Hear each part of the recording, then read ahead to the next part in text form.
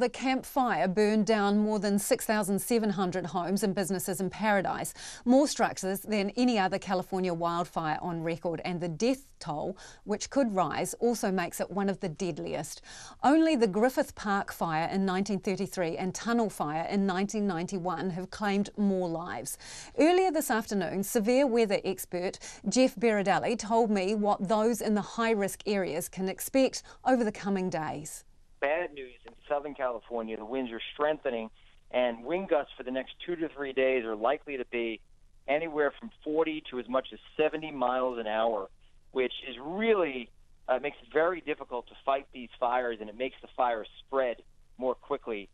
The rain is delayed by about a month or so. So our wet season hasn't begun, and that also means the dry season and the fire season has been extended at least about a month so far. And we're likely to see it continue for quite a while because we don't see any substantial rain in California's future, at least for the next 10 days. So, Jeff, basically, is fire season becoming, well, almost an all-year-round thing? Yeah, there's no doubt about that. In fact, our stats tell us that since the 1970s, fire season has increased by 3 to 4 months. So instead of it being maybe a phenomena that's maybe 5 months long, it's probably closer to 9 or 10 months long. The truth is that a lot of people are talking about it as a year-long phenomena. And not only that, but since the 1970s, not only has the fire season grown by 3 to 4 months, but we've also seen about 3 times the amount of large fires. So we've seen literally a 300% increase in large fires, especially across the western part of the United States. Can you put this one in context? Where do these fires fit in the history of California? Yeah, these have been some of the most destructive fires we've seen in terms of the damage that it's caused.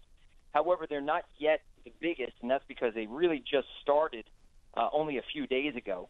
Give them time, and there's a chance they could grow much larger, especially the one in Southern California, which, you know, they're going to be dealing with some very strong winds the next couple of days, so there could be a chance that that fire may really grow very fast and much bigger.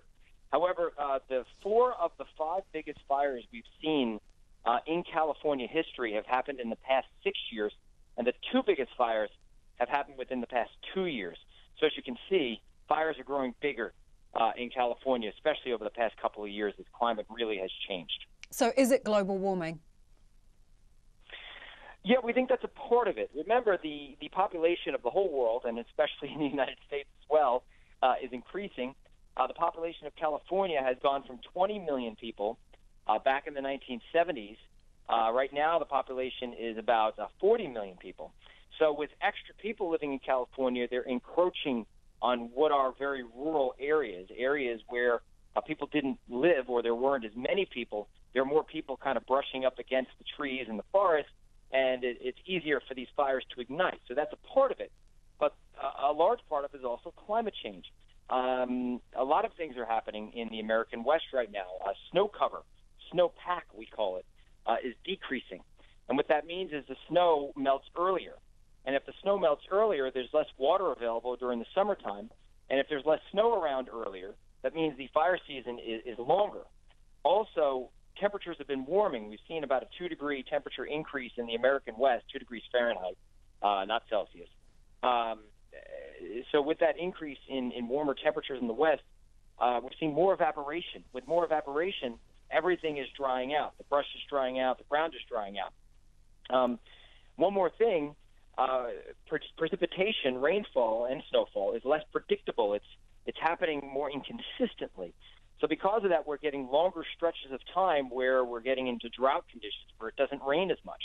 And so therefore, for all of those reasons, especially over the past 3 to 4 decades, and mainly because of climate change, we're seeing a greater propensity for drier conditions, more drought, and thus larger fires are happening.